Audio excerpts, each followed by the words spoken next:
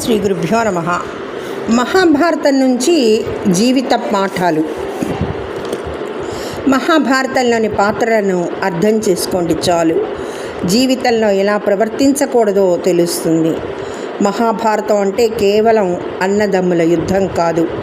మహాభారతాన్ని అర్థం చేసుకుంటే ఎలాంటి వ్యక్తి అయినా జీవితాంతం కష్టసుఖాలను దాటుకుంటూ ముందుకు వెళ్ళిపోగలరు.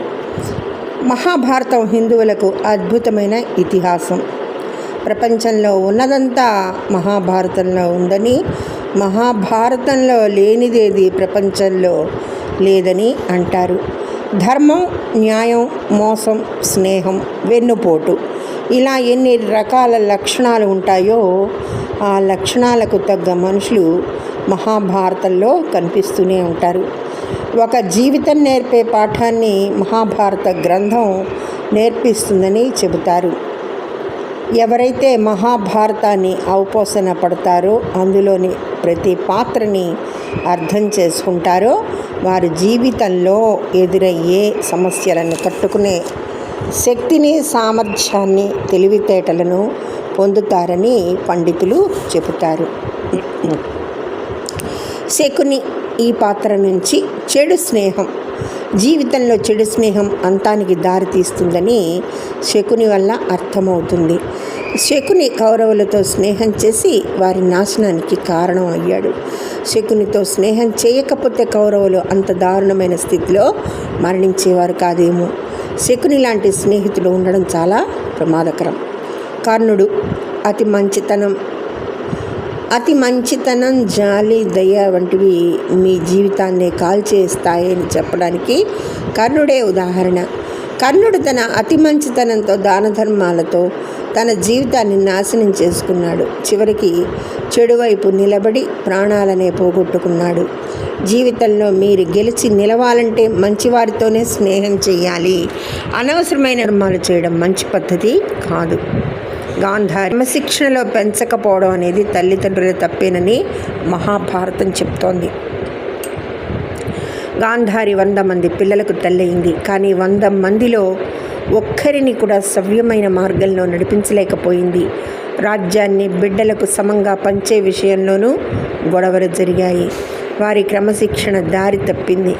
పిల్లలను కాచుకొని కూర్చోలేక గాంధారి వారిని పట్టించుకోవడమే మానేసింది. చివరికి దుర్యోధనుని బాటలో కౌరవులంతా నడిచి చెడు వ్యక్తులుగా మారారు. శకుని లాంటి చెడు స్నేహితులతో కలిసి నాశనమయ్యారు. ధృతరాష్ట్రుడు పిల్లలపై అతి ప్రేమ, బిడ్డల మీద ప్రేమ ఉండడం మంచిదే, కానీ అతి ప్రేమ వారి నాశనానికే దారితీస్తుంది. ఈ విషయాన్ని ధృతరాష్ట్రుడు మహాభారతంలో నిరూపించాడు. అతడికి ఉన్న అతి ప్రేమ బిడ్డలను చెడ్డవారిగా మార్చింది. కొడుకుల వినాశనానికి ధృతరాష్ట్రుడు పరోక్షంగా కారణమయ్యాడు. చిన్నప్పటి నుంచే వారిని ఒక క్రమశిక్షణలో పెట్టి ఉంటే వారు పెద్ద అయ్యేసరికి కొన్ని విలువలను నేర్చుకుని ఉండేవారు. కానీ ధృతరాష్ట్రుడి అతి ప్రేమ, అతి నమ్మకం కౌరవుల నాశనానికి కారణమైంది. ఇక అర్జునుడి నుంచి నేర్చుకోవాల్సింది నిత్య విద్యార్థి.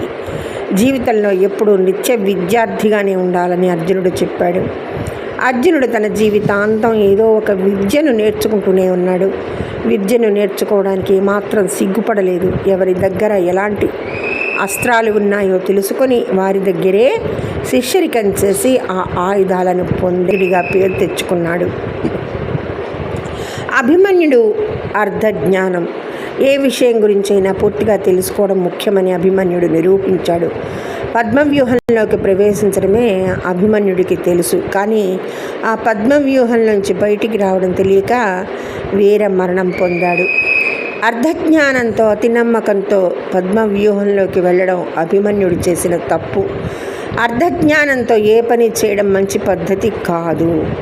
ఇక ద్రౌపది ఈ పాత్ర నుంచి జీవితంలో నేర్చుకోవాల్సింది స్త్రీని గౌరవించడం, మహిళలను ఎంతో గౌరవించాలని, వారి కోపం, అవమానం, శాపం రాజ్యాలనే నాశనం చేస్తాయని మహాభారతంలోని ద్రౌపది పాత్ర చెప్తోంది. ఆమెకు జరిగిన అవమానం కౌరవ సామ్రాజ్యం మట్టిపాలయ్యేలా చేసింది. స్త్రీలు దేవతలతో సమానం. వారిని అవమానించే ముందు ఆలోచించుకోవాల్సిన అవసరం ఉంది. స్త్రీలని ఇతరుల ముందు అవమానించటం, వారి చేత కన్నీరు పెట్టించటం ఎదుటివారికే ప్రమాదం. ఇలా చెప్పుకుంటూ పోతే మహాభారతంలో ఒక్కో పాత్ర ఒక్కో జీవిత పాఠాన్ని నేర్పిస్తుంది.